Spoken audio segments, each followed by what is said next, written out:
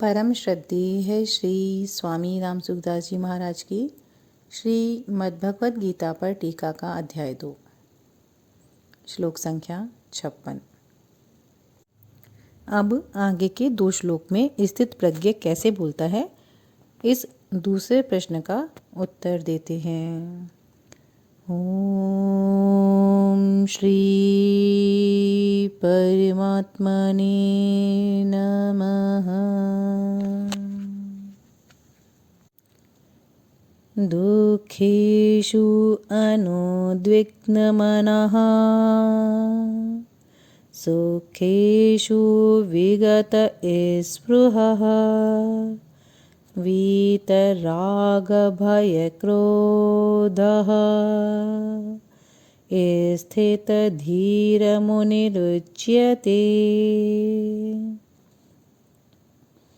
दुखों की प्राप्ति होने पर जिसके मन में उद्वेग नहीं होता और सुखों की प्राप्ति होने पर जिसके मन में स्पृहा नहीं होती तथा जो राग भय और क्रोध से सर्वथा रहित हो गया है, वह मननशील मनुष्य स्थिर बुद्धि कहा जाता है। श्लोक की व्याख्या।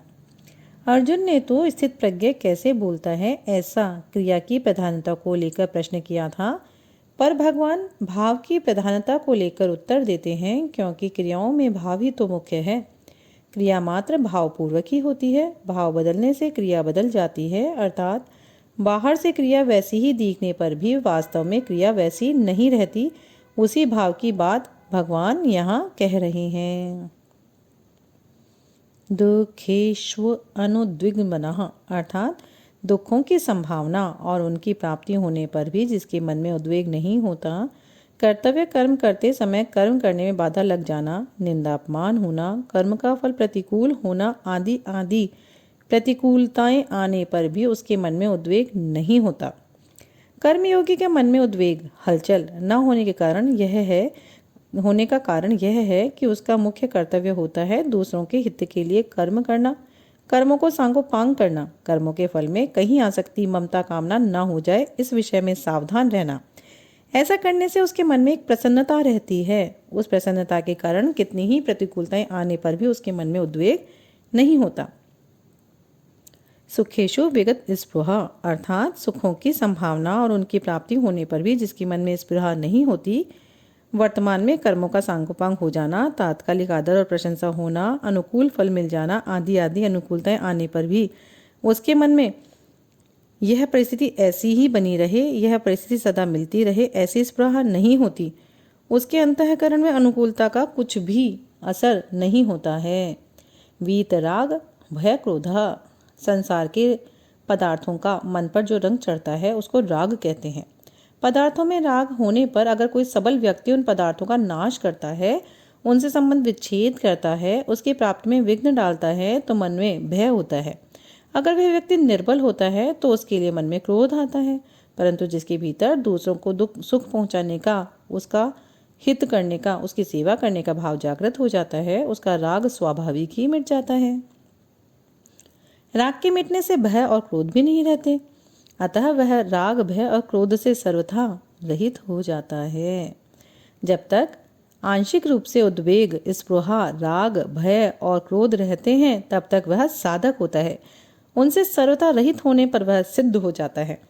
वासना कामना आदि सभी एक राग के ही तो स्वरूप हैं। केवल वासना का तारतम्य होने से उनके नाम अलग अलग होते हैं। जैसे अंतःकरण में छिपा हुआ राग रहता है उसको वासना कहते हैं। उस वासना का ही दूसरा नाम आसक्ति और प्रियता है। मेरे को वह वस्तु मिल जाए ऐसी जो इच्छा होती है उसे कामना कहते हैं। कामना पूरी होने की जो संभावना होती है उसका नाम आशा होता है।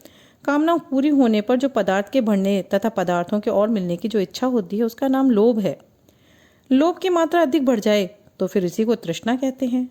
तात्पर्य है कि उत्पत्ति विनाशशील पदार्थों में जो खिंचाव है, श्रेष्ठ और महत्व बुद्धि है, उसी का नाम वासना कामना आदि अलग अलग नामों से कहते हैं।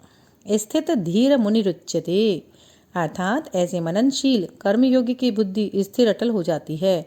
मुनि शब्द वाणी पर लागू होता है, इसलिए भगवान ने किम प्रभाषते के उत्तर में मुनि शब्द कह दिया है, परंतु वास्तव में मुनि शब्द केवल वाणी पर ही अवलंबित नहीं है। इसलिए भगवान ने 17वें अध्याय में मौन शब्द का प्रयोग मानसिक तप में किया है, वाणी के तप में नहीं। कर्म योग का प्रकरण होने से यहाँ मननशील कर्म योगी को मुनि कहा गया है। मननशीलता का तात्पर्य है सावधानी का मनन, जिससे कि मन में कोई कामना आसक्ति ना आ जाए। निरंतर अनासक्त रहना ही सिद्ध कर्म योगी की सावधानी है, क्योंकि पहले साधक अवस्था में उसकी ऐसी सावधानी रही है और इसी से वह परमात्मा तत्व को प्राप्त हुआ है। श्लोक संख्या 56 अध्याय 2 यहाँ संपूर्ण होती है। इति श्री।